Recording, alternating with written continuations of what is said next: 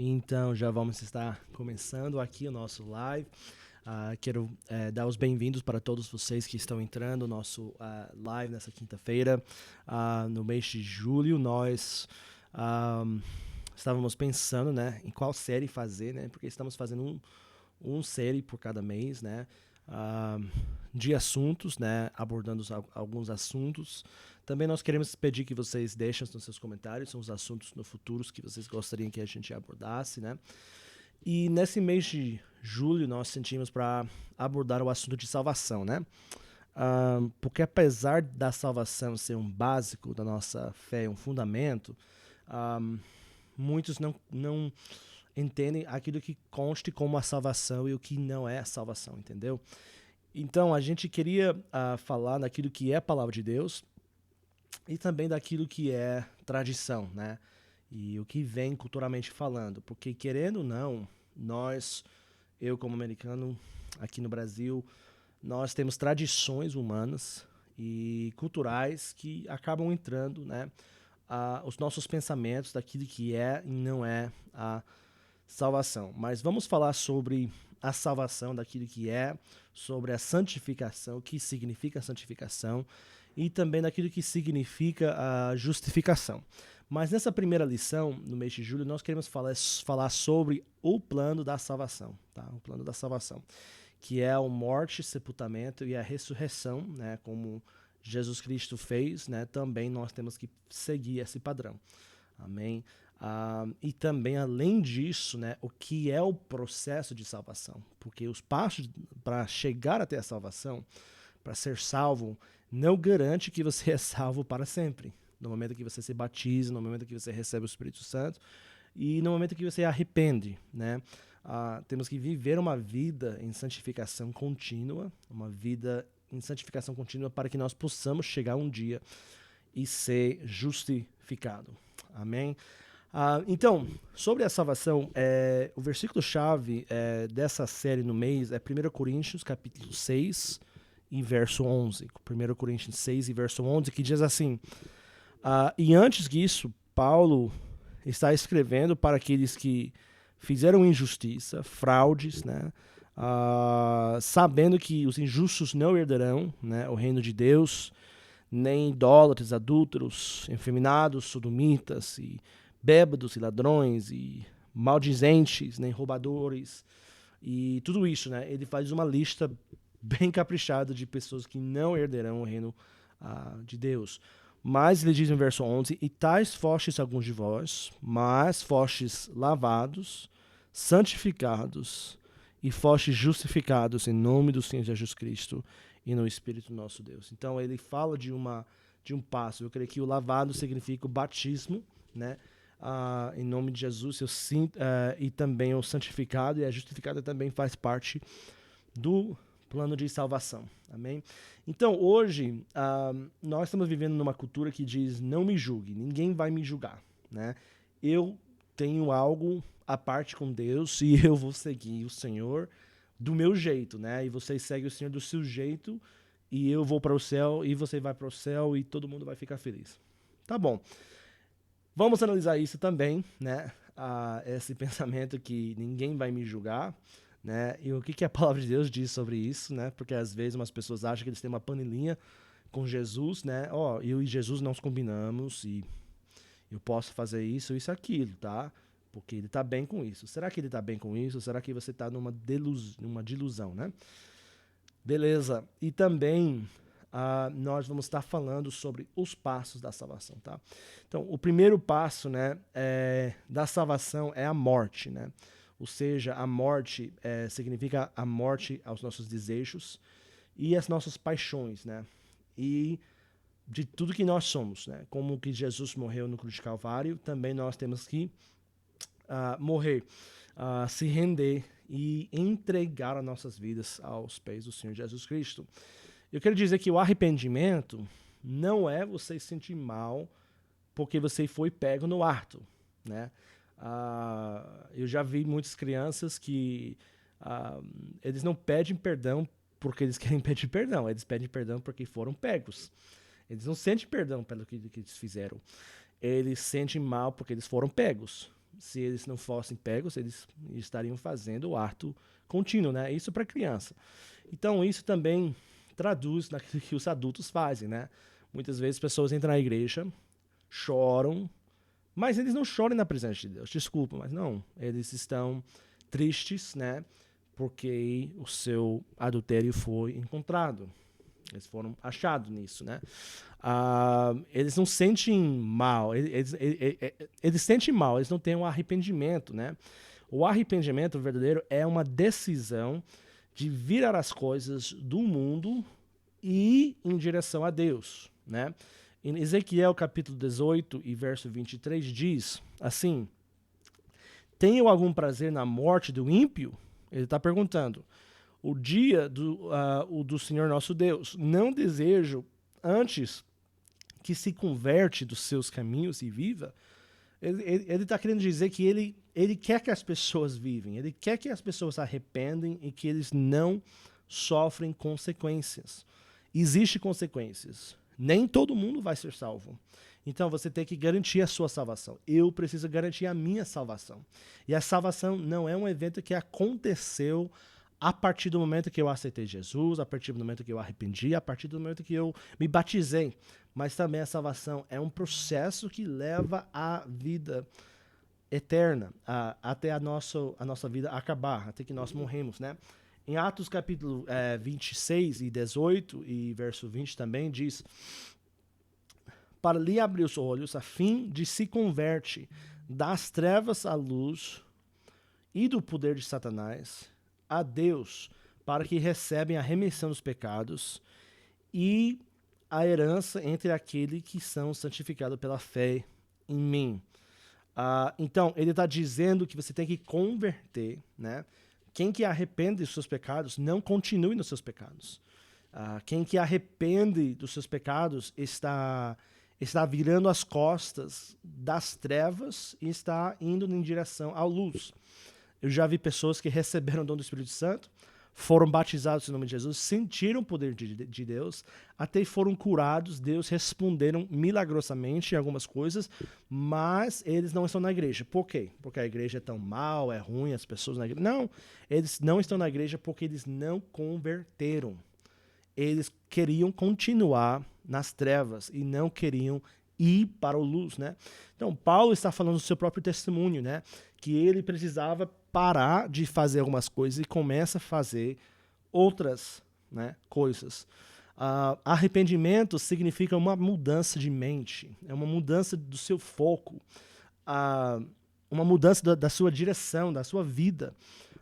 Eu entendo que umas pessoas arrependem, são batizados e ainda estão viciados em cigarros. A gente entende, eu não vou julgar ninguém, mas é um processo e eu creio que Deus pode quebrar esse vício de dia e de noite. Eu creio isso.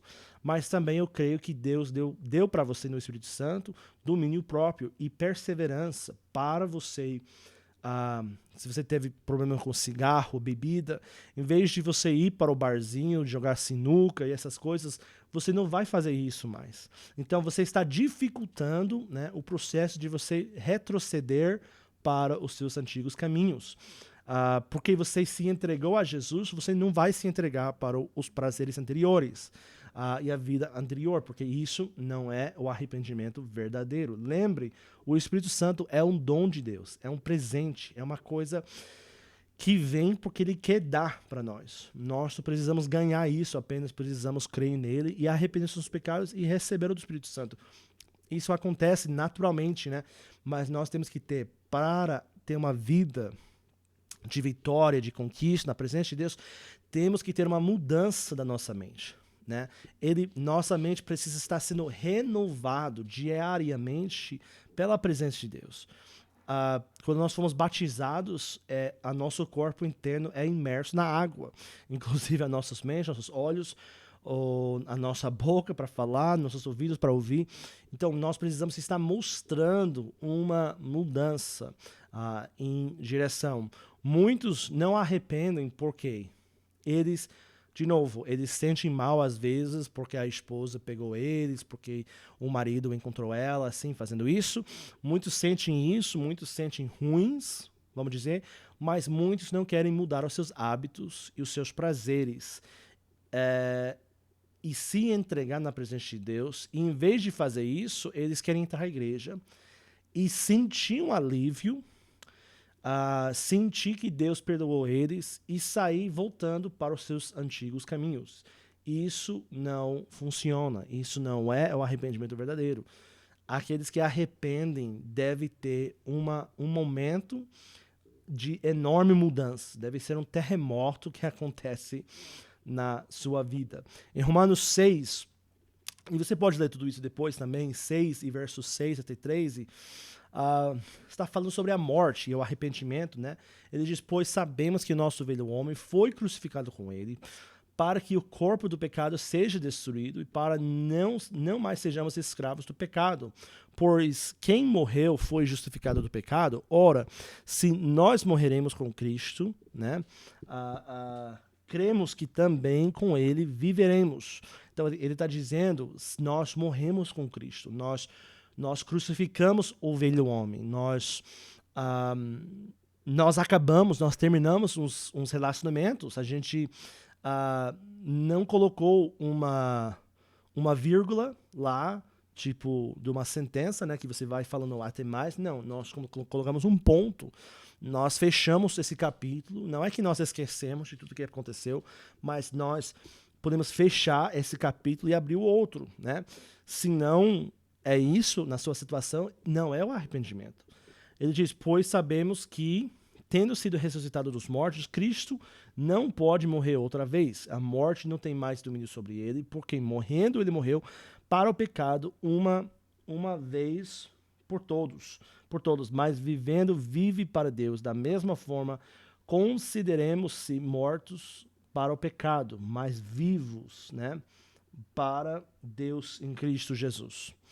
Portanto, não permite que o pecado continue dominando o corpo mortal de vocês, fazendo que obedeçam os seus desejos. Não ofereçam os membros do corpo de vocês ao pecado como instrumentos de injustiça, antes oferecem-se a Deus como quem voltou da morte para a vida e oferecem os membros do corpo de vocês a Ele como instrumentos da justiça. Tá, isso não está significando que você agora tem o seu corpo da ressurreição no reino milênio. Não. Você vai continuar sendo humano. Eu continuo sendo homem. Mas significa que nós tivemos uma mudança extremamente forte em nossas vidas, né? E nós morremos para o pecado de uma vez, como Cristo morreu de uma vez, para nós possamos ser vivos, não em maneira carnal, porque o homem carnal ele vai cair no pecado contínuo, ele não vai ter poder nenhum para superar esses vícios, não vai ter poder nenhum para superar problemas, mas com Deus, com o Espírito de Deus habitando em nós, ele sim tem o poder da ressurreição em Cristo Jesus. Então, ele diz, não continue no pecado, não deixe que o pecado domine em você. O problema de cristianismo não é a nossa doutrina. O problema, em geral, de cristianismo são as pessoas que são cristãos que continuem nos seus pecados. Pessoas que assim, até pastores, até membros da igreja, até obreiros e tudo mais, que dão mau testemunho porque eles não arrependeram de verdade, porque não morreram aos seus pecados. Em Gálatas 5 e verso 24 diz assim, os que pertencem a Cristo Jesus crucificaram a carne com as suas paixões e seus desejos. O problema quando os arrependem e não mudem os seus desejos e paixões. Você, para ter um arrependimento verdadeiro, olha, sem o arrependimento você não entra no reino de Deus. Você pode fazer parte da igreja, você pode ter até o cartão assinado do pastor, pode ser o dizimista fiel, mas se você não arrepende de verdade, você não faz parte do reino de Deus. Você precisa, por quê? Você precisa largar umas coisas, você precisa mudar os seus desejos e paixões. Antigamente, antes de Cristo, os seus desejos e paixões eram uma coisa, mas agora os seus paixões e desejos são outra coisa. E assim que nós vamos alimentando isso, nós vamos alimentando o espírito e não a carne, e é assim que nós possamos superar, né, esse homem carnal que está em todos nós. Por exemplo, nós precisamos querer mais ele do que os seus benefícios. E o problema é que muitos querem só que Jesus cura, que Jesus liberta, que Jesus faz eles se sentem livres, mas eles não querem que Jesus transforme as suas vidas. E isso é o problema. Por exemplo, vocês talvez conhecem pessoas que eles casam não porque eles estão apaixonados necessariamente, é porque, na verdade, eles têm tédios, eles são entediados. É que eles não têm nada a fazer. Eles olham uma menina, então ela serve, né? Porque não quero ficar sozinho, estou entediado, né? Eles não querem uma esposa, eles querem, na verdade, um mar, eles querem uma pessoa no seu lado, mas eles não querem a esposa, né? E acabando, isso não dá certo, isso não dá certo porque essa pessoa vai procurando fora. E também com Deus, isso não dá certo. Você não pode entrar na igreja tipo só porque você tem um tédio, só porque é o costume, só porque é a cultura, só porque você sempre foi para a igreja. Você precisa estar na igreja, porque o Senhor Deus, o Espírito Santo de Deus, está renovando você diariamente. E quando você deseja mais as coisas dele do que as coisas de você e as coisas do mundo. É assim que você sabe, sim, que você faz parte deste reino, né, de Deus, amém? Então, o sangue de Jesus também, quando nós confessamos os pecados, nós purifica de todo o mal. Por isso nós arrependemos, por isso nós confessamos os nossos pecados. Em Atos 22:16 diz assim: e agora, o que está esperando? Levanta-te, seja batizado e lave os pecados, invocando o nome dele. Invocar o nome dele não significa obrigado, Jesus. Isso está falando, invocando em batismo, né? Esse é o contexto que está falando. Seja batizado, lavando seus pecados, invocando o nome de Jesus. Esse é o contexto, tá? Você precisa ter os seus pecados lavados, senão os seus pecados continuem atrapalhando a sua vida, continuem como joio crescendo na sua vida. Em 1 João, capítulo 1, 7 até 10, diz assim: se porém andarmos na luz, como ele está na luz, temos comunhão uns aos outros, e o sangue de Jesus, seu Filho, nos purifique de todo pecado. Se afirmamos que estamos sem pecado, enganamos a nós mesmos, e a verdade não está em nós. Se confessarmos nossos pecados, ele é fiel e justo para perdoar os nossos pecados e nos purificar de toda a injustiça. Se afirmamos que não temos cometido pecado, fazemos de Deus um mentiroso, e a sua palavra não está em nós. Olha só, ele está falando, se nós estamos na luz como ele está na luz, nós teremos comunhão. Mas não tem como você estar na luz com ele e também nas trevas com seus amigos. Não tem como isso. Você tem que decidir. Eu vou servir o Senhor ou eu vou ficar servindo os meus desejos, as minhas paixões e os meus paixões. Porque se você não decidir isso, você está desperdiçando o seu tempo na igreja. Nem compensa você ir para o culto. Tem que decidir agora, tem que decidir em casa, eu quero servir o Senhor. Senão, você assume toda a responsabilidade de tudo mal que acontece na sua vida. Mas se você servir o Senhor, você entra em pacto com Ele, em aliança com Ele, e Ele será o seu guardião. Então, isso você precisa estar na sua vida. Nós entramos, através do sangue de Jesus, um pacto com Ele. Nós prometemos com Ele, como um casamento, nós prometemos umas coisas, nós prometemos amar o Senhor, servir a Ele e a sua igreja, amar Ele e a sua igreja, e obedecer a Ele e ao seu corpo. Isso que nós estamos, é o básico daquilo que nós estamos fazendo quando nós entramos esse pacto através do arrependimento. Às vezes, pessoas que não recebem o Espírito Santo, não conseguem receber o Espírito Santo, não é porque o Senhor está dificultando para eles, não. É geralmente porque eles têm ainda alguma coisa que está pendente nas suas vidas. Eles ainda não arrependeram dos seus pecados. Eles ainda não viraram as costas do mundo em direção a Deus. E eles continuem assim. E eles ficam assim... por que está acontecendo isso comigo? Porque você não arrependeu ainda verdadeiramente dos seus pecados.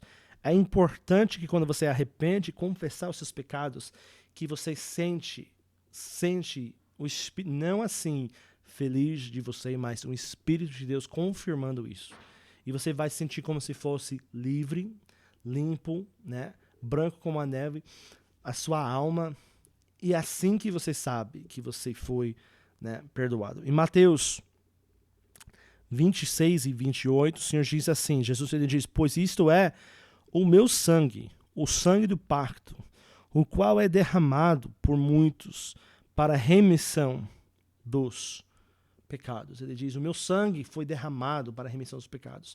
E não se pense porque o seu pecado for pequeno ou grande, que faz uma diferença. Não importa isso, o pecado é pecado. Mentir, adulterar, matar, o que for é pecado. E o sangue de Jesus, sim, tem poder sobre todo pecado. Se você pedir a perdão, se você arrepender dos seus pecados, você será coberto pelo sangue de Jesus e você terá liberdade no Espírito Santo em amor de Jesus. Então, o amor e misericórdia de Deus e a sua bondade, a Bíblia diz em Romanos, é aquilo que nós segue, a sua bondade é aquilo que nos conduz até o arrependimento. Mas esse pacto exige ações suas, e não é de legalismo, não é que você vai, eu faço isso, aquilo, e eu ganho o amor de Deus. Não, o amor de Deus já está lá para você, ele já ama você. Não é legalismo. E muitas pessoas querem dizer que, mas ações, eu tenho que fazer uma coisa para arrepender, então, pastor, você está pregando legalismo.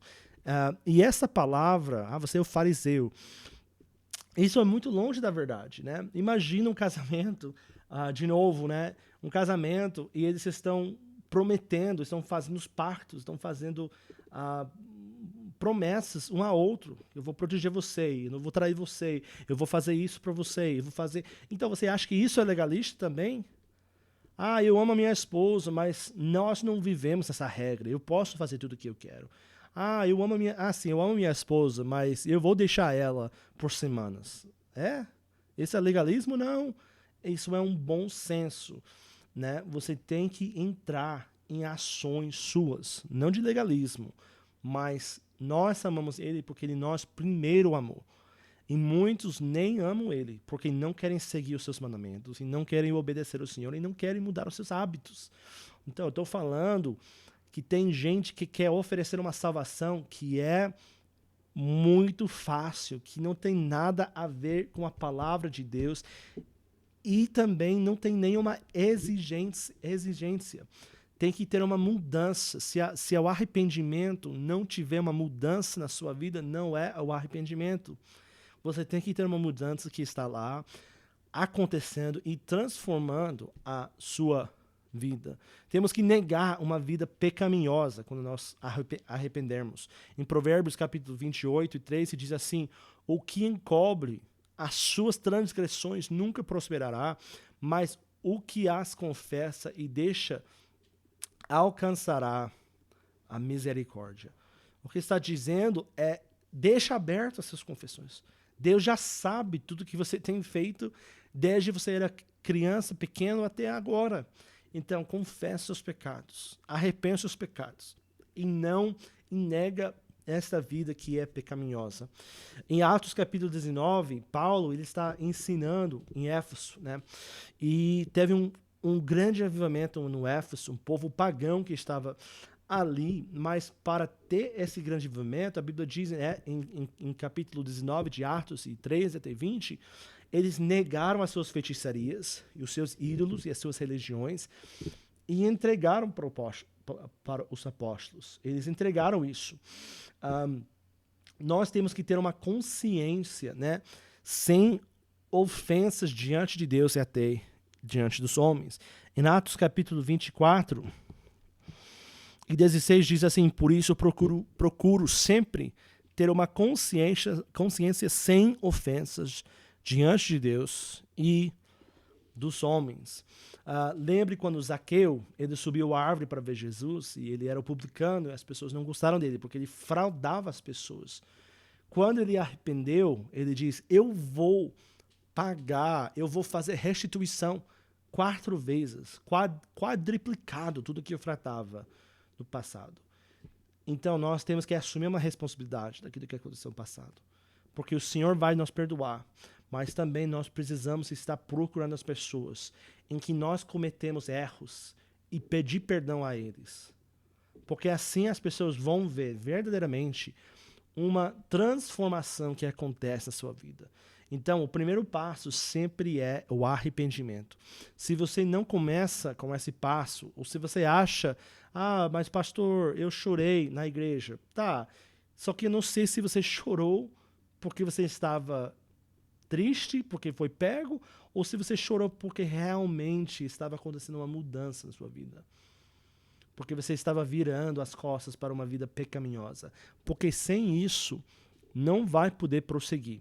E agora, depois de se arrepender dos seus pecados, você está pronto para se batizar em nome de Jesus. Amém? Então, o sinal do velho pacto, o selo do velho pacto no Velho Testamento era da circuncisão, né? Em Gênesis capítulo 17, nós podemos ver isso. Mas agora, um novo pacto, a Bíblia diz em Colossenses 2, 11 e 12, é uma circuncisão do coração. Em Colossenses 2, 11 e 12 diz assim, no qual também fostes circuncidados com a circuncisão não feita por mãos, não despojar do corpo, da carne, a saber, a circuncisão de Cristo, tendo sido sepultados, por isso a gente diz que é morte e sepultamento, sepultados com ele, quem? Jesus em batismo, no seu nome, com ele, quem? O Pai? Não, Jesus. No batismo, no qual também fostes ressuscitados pela fé no poder de Deus, que o ressuscitou dentre os mortos. Oh, glória a Deus. Isso é a maneira que você entre o reino de Deus. Arrepender e depois se batizar em nome de Jesus. Eu sei que muitos de vocês talvez estão esperando se batizar em nome de Jesus. Eu não sei quando você chegou para o arrependimento verdadeiro. Somente vocês sabem disso. Mas a partir desse momento, não demorem mais. Já está na hora de se batizar. Nós podemos batizar você qualquer hora na igreja aqui em São Paulo, na Moca. Podemos fazer isso. Porque você não entrará no reino de Deus se não for batizado em nome de Jesus. Isso foi ordenado, é para a remissão dos pecados, é para que a sua consciência também fica zerado, é para o homem velho morrer e também para identificar com Cristo. Essas são as razões por que você deve se batizar. E também a gente vai falar, mas Mateus 28, 19 diz assim, batizando no nome do Pai, Filho e Espírito Santo, né? E muitos querem dizer isso, porque isso é a razão que nós devemos batizar pessoas nos títulos.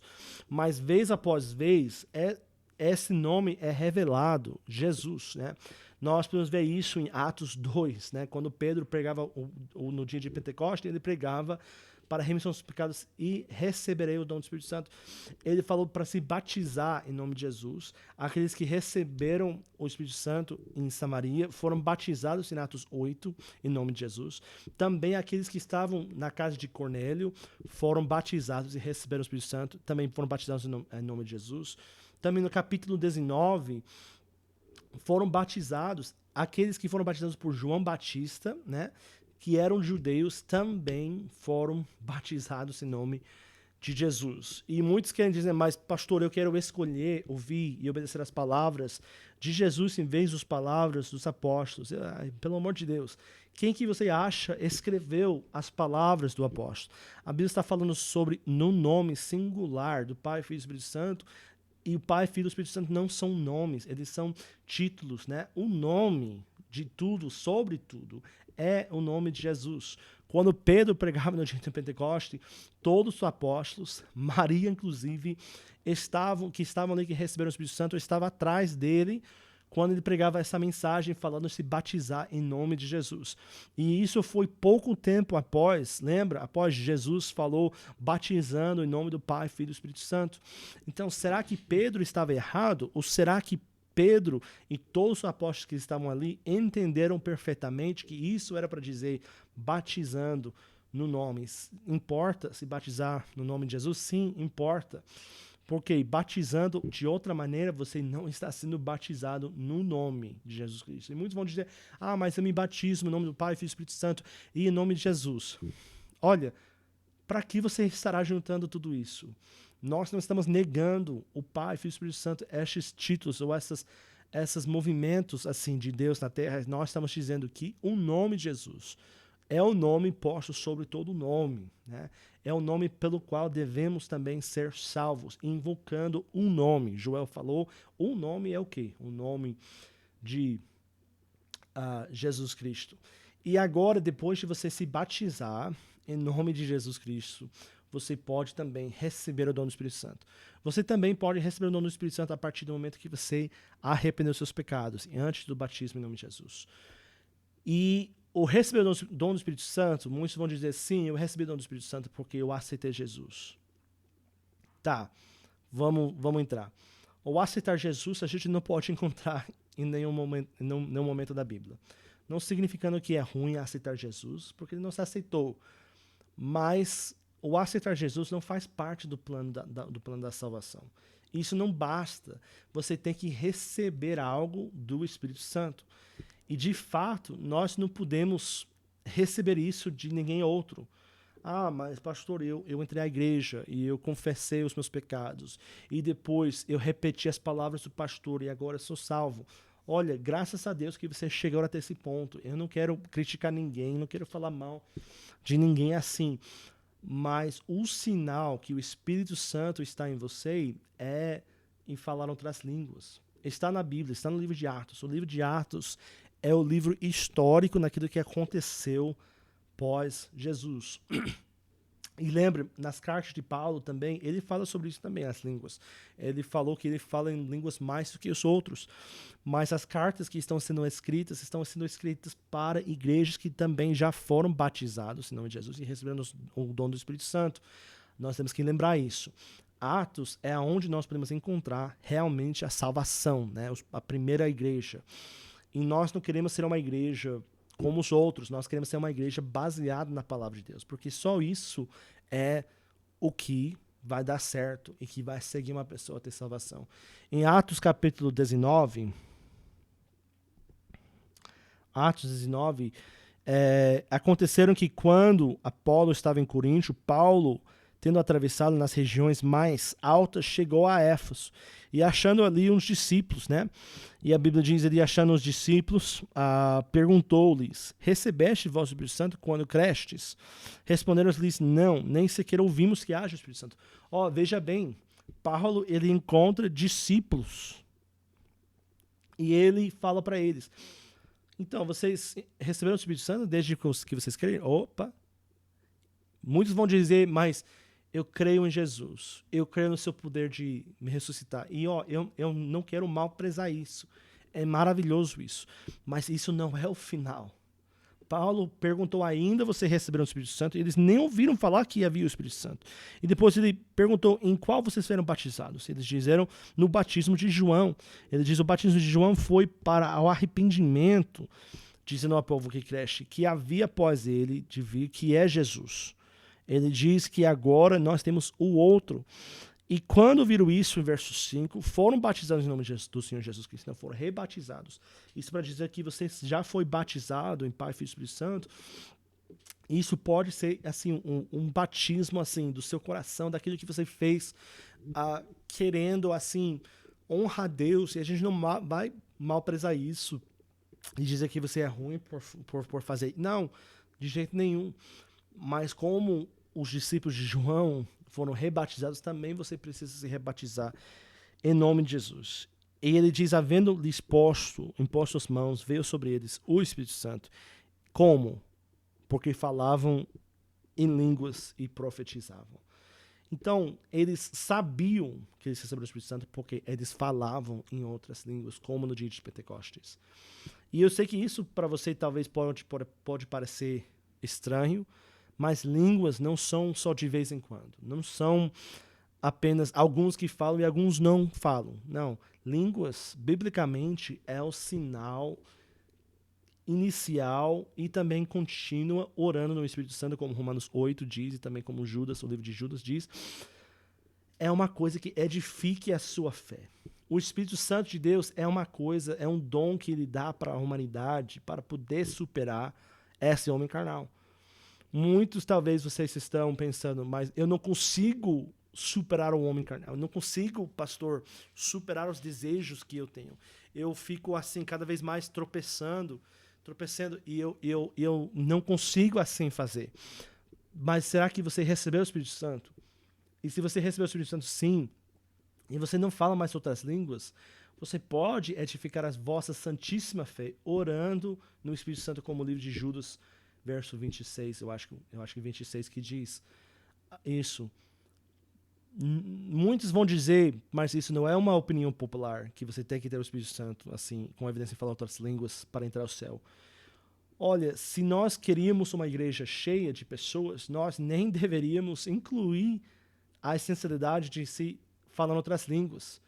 Né? Pensa, se você é um empresário, você quer ter uma loja, de jeito nenhum você quer dificultar a entrada para que as pessoas, para aumentar as suas vendas. Não, você quer facilitar tudo, tá? A entrada dos seus patrões e tudo, que estão entrando nas lojas para fazer as compras, para aumentar as vendas. Você não quer dificultar as coisas.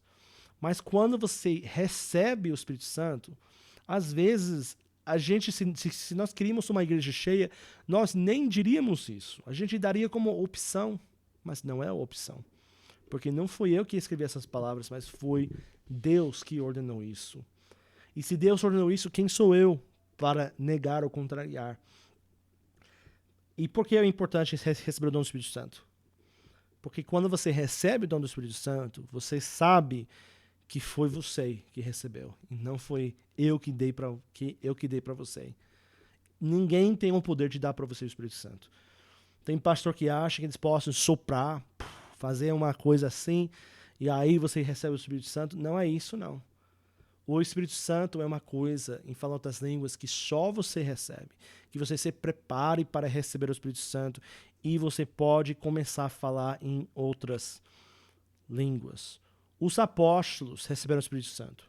Maria, a mãe de Jesus, recebeu o Espírito Santo. Os samaritanos, Cornélio, recebeu o Espírito Santo. Os discípulos de João, até o apóstolo Paulo receberam o Espírito Santo. Tudo isso aconteceu para mostrar que também você precisa receber o dom do Espírito Santo. É o poder de Deus. E olha, quando você recebe, você vai sentir um alívio. Não é a gente sendo boba, manipulando a nossa língua, não. Mas você vai sentir o poder de Deus. Por que ele escolheu línguas? Eu não sei. Não sou Deus. Mas talvez porque a língua, a Bíblia diz, né, em Tiago, é o membro mais difícil. Tiago 3, 5 a 8. É o membro mais difícil de dominar, é a língua. Então foi por isso que assim Deus ele escolhe essa língua para poder pronunciar as suas palavras e para que nós possamos ser testemunhas dele aqui na terra.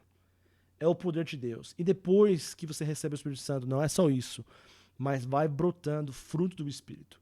E junto com o fruto do Espírito, você vai recebendo, assim que a sua fé crescer, dons espirituais, para você possa ser usado por Deus nessa terra. Você precisa do Espírito Santo. Eu preciso do Espírito Santo. Eu já falei em outras línguas, mas eu preciso ainda desenvolver a minha consciência ao Espírito Santo. Não é apenas eu ir e ouvir pregação após pregação e não orar, e não jejuar, e não sentir a presença de Deus mais na minha vida. Não, eu preciso do Espírito Santo estar me guiando, me fortalecendo, me treinando e também me dando palavras que eu preciso para prosseguir para o alvo. Uma manifestação de Deus, o Espírito Santo, é o Consolador, é o selo, é um testemunho que Ele vive em nós e nós vivemos também em ele. Em Mateus capítulo 12, e verso 34, diz assim: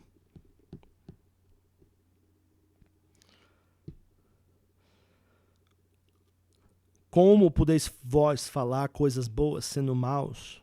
Pois do que há em abundância no coração, disso fala a boca. O mais difícil membro controlar é a língua. E é um sinal externo que uma mudança interna está acontecendo. Em Atos capítulo 11, 15 até 17, diz que logo que comecei a falar, desceu sobre eles o Espírito Santo, como também sobre nós no princípio. E lembrei-me então da palavra do Senhor, como disse, João, na verdade, batizou com água, mas vós sereis batizados com o Espírito Santo. Portanto, se Deus lhes deu o mesmo dom que dera também a nós, ao cremos no Senhor Jesus Cristo, quem era eu para que pudesse resistir a Deus? Então, a partir desse momento que você entrar no reino de Deus, você vai mudar das trevas e agora você vai fazer parte da luz. Você não vai sentir mais parte do mundo de Satanás.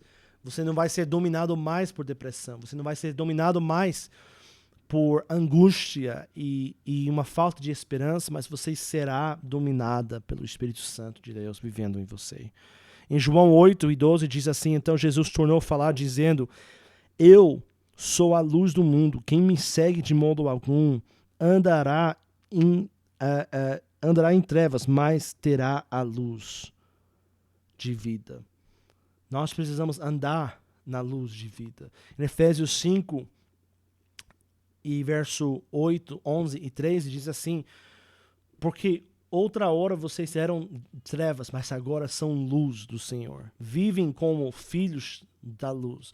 Não participem nas obras infrutíferas das trevas. Antes, exponham-nos na luz. Mas tudo que é exposto pela luz torna-se visível, pois a luz torna visíveis todas as coisas. Ele está dizendo: entre à luz e vê pela primeira vez a sua condição atual. A escuridão, às vezes, dá para você mascarar as coisas. Quando você está no mundo, dá para você ficar como os outros e andar como os outros. Mas quando você está no luz, você tem o Espírito Santo falando na sua vida sobre imperfeições e pecados e coisas que estão aparecendo para que você não se sente condenado, mas para que você sente que você possa superar tudo isso. Então, quando você está na luz, agora você vai começar a viver uma vida em santificação. E nós vamos falar isso sobre a próxima lição. Mas antes você era dominado por pensamentos ruins, pecados sexuais, homicídio, cobiça, ansiedade, ódio e muito mais coisas. Mas agora você consegue pedir perdão. Você peça perdão quase diariamente. Você está deixando, em vez de pensamentos ruins e pervertidos, você está pensando puramente. Você tem perdão, você oferece perdão. Aquele que recebeu o perdão está oferecendo o perdão. Você ama os seus inimigos. Os seus motivos são puros. Você não é mais cheio de cobiça, mas você é generoso. E você não quer mais coisas, e você não tem mais ganância, mas você sente contentamento. E isso sim será o testemunho para muitas pessoas. Muitas pessoas verão uma mudança em você e começará a perguntar: poxa vida, o que aconteceu com você? Até vão zombar você também. Você não gosta de brincar assim como é que a gente brincava. Meu Deus, você é santo demais. Não, porque você foi transformado por uma força bem maior do que a sua. E agora, com o Espírito Santo, você entra nessa fase de ter uma vida espiritual. Você começa a viver uma vida espiritual. Você começa a poder conquistar o inimigo. Né? Como Efésios, a gente vai falando disso depois, mas Efésios 6, e você tem fonte de força, que é oração e jejum e meditação na palavra, leitura da palavra de Deus, que você encontra a sua força. E assim, o crente de verdade, uma pessoa que é de verdade, filho de Deus, vai podendo superar essas coisas. Então muitos vão dizer, mas agora então eu sou salvo. Não, você não é salvo até você morrer. Você pode estar vivendo com Cristo, você pode estar elevando em lugares celestiais, como Efésios 3 está dizendo, né? Para sentar com ele em lugares celestiais. E você pode se fortalecer no espírito, mas é um processo que leva a vida inteira até a morte. Não importa como você era, não importa como que eu sou agora, ou como eu era, só importa como eu consigo terminar esta caminhada com Deus. Muitos pensam que assim, algumas coisas deles fazem eles salvos. Como eu falei, aceitar Jesus não faz você salvo. É uma coisa que igrejas criaram, né? E não estou dizendo que é ruim, não estou dizendo que a gente não pode fazer isso mais. Eu não gosto de fazer porque eu não quero que uma pessoa entre na igreja e pensa, puxa, eu fui para frente, eu chorei, eu aceitei Jesus, pessoas oraram por mim, eu voltei para casa, agora estou bem. Não, você precisa seguir os passos, morte, sepultamento e a ressurreição. E uma vida em consagração diante do Senhor, e tem que dar fruto também. Tem mais etapas ainda. Aceitar Jesus é uma coisa que muitos querem dizer que conte a salvação, mas não é a salvação. Beleza, eu fico feliz que algumas pessoas aceitaram Jesus, mas apenas através de seguir os passos de salvação que nós podemos ser salvos. E muitos vão dizendo também, mas pastor, eu entendo o que o pastor fala, mas a minha caminhada com Deus é particular, tá? Eu tenho uma coisa, eu já combinei com Deus e a gente tá bem, tá? Ele é meu amigão, daí tô bem. Tá bom. Mas será que Deus deu para a sua igreja o quinto ministério? Ele deu para a sua igreja apóstolos, profetas, pastores, mestres e evangelistas para a edificação do seu corpo? Será que ele deu para a sua igreja o corpo também? Ele deu corpo composto por muitos membros, cabeça, ombro, até os pés. Ele deu para isso porque você não pode viver sozinho e consegue ser salvo sozinho. E olha só, o Saul, ele achava que ele não precisava de Samuel, que ele tinha uma coisa combinada com Deus. Ah, não, eu vou guardar, eu vou poupar o rei de Amog, né? E eu vou poupar ele e algumas coisas, porque não vai fazer mal. Quando a ordem de Deus foi para matar todos. Ele pensava, mas o meu coração está bem, então Deus ele vai compreender. Isso é chamado egoísmo, isso é uma bobeira, você não vai poder fazer isso. Você não tem como combinar com Deus dessa forma. Lembra no Velho Testamento, Israel foi condenado porque eles pensavam que assim que nós podemos oferecer o sacrifício diante do Senhor, e ele não vai importar, porque a gente está fazendo isso, aquilo. Quem importa se a gente jogar um ídolo por lá e para cá? Peraí. Porque tem um problema com isso. Tem um problema gravíssimo com isso também. Eles foram condenados a fazer isso. Os filhos de Araão, que eram o filho do sumo sacerdote, ofereceram fogo estranho e o Senhor matou eles por fazer isso. Porque eles achavam que não importava as regras de Deus. Deus, ele condena. Leia o livro de Apocalipse e você vai ver que Deus é um Deus sim de amor, de misericórdia, mas também é um Deus de ira. E olha, você pensar, mas a minha caminhada com Deus, e você contrariar a palavra de Deus, os homens de Deus, o corpo de Deus, e tudo isso, e você acha que você é salvo, desculpa, mas você não tem noção, precisa arrepender dos seus pecados. Para de ser egoísta e começa a fazer parte de um corpo que é maior que você. Sim, mas eu não quero ir para a igreja por causa das hipócritas. Tá bom, mas você quer ir para um inferno que está cheio de hipócritas. A igreja sim vai ter problemas aqui na terra. Só será aperfeiçoado nos céus.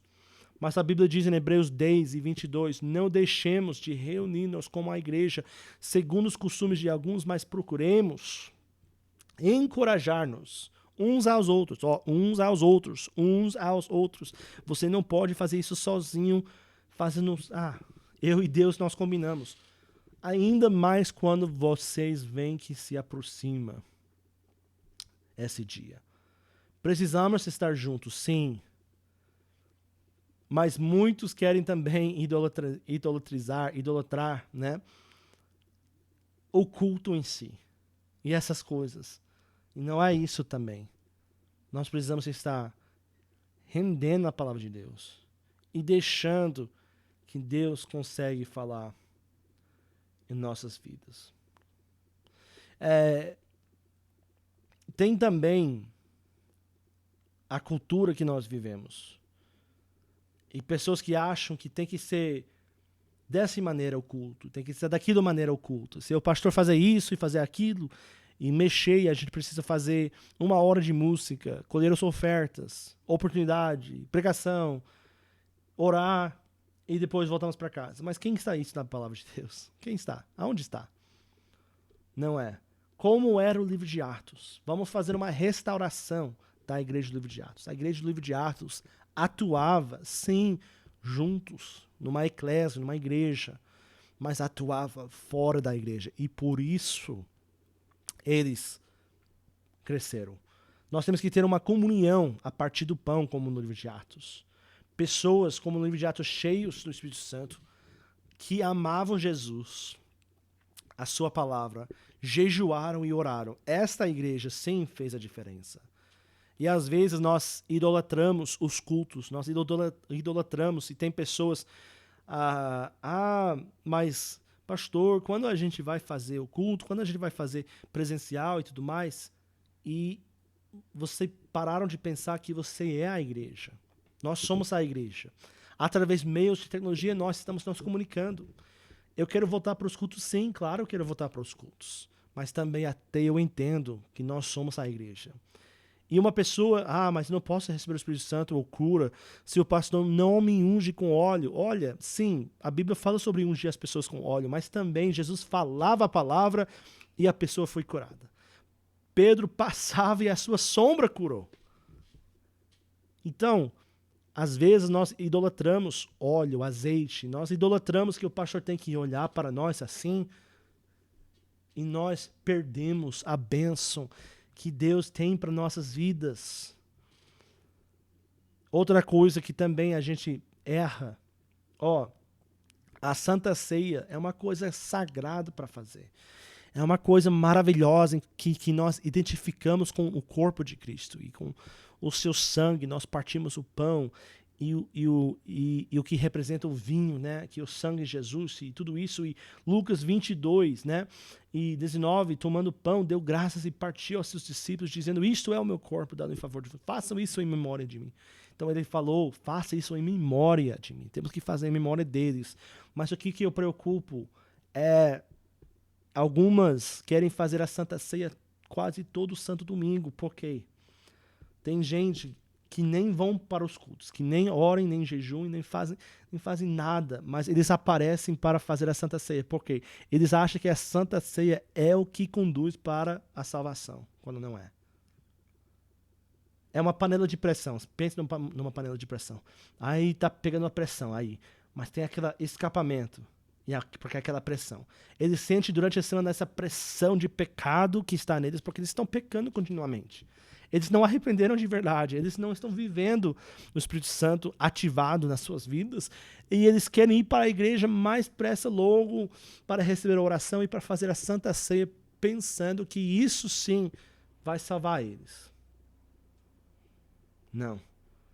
A Bíblia diz em 1 Coríntios 11, portanto, todo aquele que comer o pão ou beber o cálice do Senhor indignamente será culpado de pecar contra o corpo e o sangue do Senhor. Examine-se cada um a si mesmo, então coma do pão e beba do cálice. Pois quem come e bebe sem discernir o corpo do Senhor, come e bebe para a sua própria condenação. O que é fazer essa ceia indignamente? É fazer igual Judas. na primeira Santa Ceia com o Senhor Jesus, em que Judas, ele tomou indignamente porque ele sabia, Jesus olhou para ele e deu para ele a oportunidade de arrepender, mas ele tomou isso sabendo que ele ia sair e trair Jesus. E muitos estão tomando indignamente porque eles vêm para os cultos com toda a certeza que eles voltarão aos seus pecados quando saírem da igreja. E isso, igreja, por favor, irmão e irmã, isso não agrada o Senhor. Você acha que a Santa Ceia é aquele que consta para a salvação quando a sua vida está em ruínas, dia após dia após dia? Você acha que isso é o propósito de Deus? Você acha que Jesus é legalista? Não, ele quer morar em sua vida, no seu coração. Sim, nós devemos fazer a Santa Ceia frequentemente, mas não de uma forma quando as pessoas querem apenas aliviar a pressão da panela de pecado que está nele. Tomar indignamente é muitos que fazem isso. E finalmente, sobre a salvação e sobre a igreja, quando nós terminamos, o que glorifique o homem é do homem, o que glorifique Deus é de Deus. Muitos estão buscando fórmula secreta. Eu ouvi falar de uma pessoa que viaja de um estado para São Paulo, para ir numa igreja enorme aqui em São Paulo, porque o apóstolo está fazendo um compromisso com esse apóstolo, e vai fazer isso, aquilo, e está fazendo uma carta assinada com chave de ouro, e essas coisas que não fazem parte da sua salvação. Pelo amor de Deus, a sua salvação está encontrada apenas aqui. Leia isso. Pare de ver a televisão e outras pessoas e pensa, se o apóstolo cuspir na minha cara, se ele soprou em mim, se eu enviar o cheque para tal profeta de São Paulo, se eu faço isso, aquilo, eu vou ser abençoado. Se eu deposito esse dinheiro, o Senhor vai me... Não, para com isso. Servir o Senhor significa que você vai fazer parte do seu reino. Significa que também você será perseguido por causa do seu nome. Não significa que você será abençoado, milionário, nada. Não, ele vai abençoar também, mas não significa tudo isso. Significa que você vai chegar para o céu e que você vai poder superar os problemas que vêm para você. Em Apocalipse 2:15, a Bíblia fala sobre a doutrina dos Nicolaítas e do Balaão. Nicolaíto era uma pessoa salva na igreja primitiva, mas logo em seguida se vendeu, se comprometeu ao mundo. Começou a usar os meios mundanos, para tornar o evangelho mais popular. Como Balaão, o profeta falso, que estava no Velho Testamento, conduziu o povo de Deus para uma idolatria. Eles fizeram, os Nicolaitos é amaldiçoado. O Senhor odiava eles. Leia em Apocalipse 2:15. Ensinava Jesus, a Bíblia, eram cristãos, entre aspas, mas idolatravam e corromperam as coisas com Deus. Por quê? Com muitas igrejas, eles paravam de olhar aquilo que diz a palavra de Deus. E é assim que você vai se corromper. Muitos querem seguir movimentos e modas e culturas e jeitos de fazer e falar. Eu gosto de tal pastor porque ele fala de uma forma tão... Mas nós seguimos, nós que somos filhos de Deus, não seguimos a doutrina dos Nicolaitos, que pregam Jesus desconhecido, que prega até da Bíblia mais porções que são levadas fora de contexto. Não, nós não fazemos isso. Nós seguimos aquilo que diz a palavra de Deus. Segue Jesus Cristo. Arrependa seus pecados. Batize em nome de Jesus. Recebe o dom do Espírito Santo. Vive em novidade de vida. Edifique a sua fé orando no Espírito Santo. Leia a palavra. Ore na presença de Deus. Jejue. Medita nesses conceitos. E Deus vai fazer a sua vida crescer espiritualmente. Que Deus abençoe todos vocês, em nome de Jesus. Até a semana que vem, nós vamos estar falando mais sobre a salvação, sobre a santificação e também sobre como ser justo. Se você tiverem perguntas, comentários, deixa aqui, manda mensagem para a gente no WhatsApp aí. Se você quer oração, alguma coisa, pedido de oração, deixa aqui nos comentários. Queremos orar por vocês. E também, se você não for ainda batizado em nome de Jesus, ligue para a gente fazer um estudo bíblico com você, para que você possa ser batizado no seu santo nome. Que Deus abençoe todos vocês, em nome do Senhor Jesus Cristo. Amém.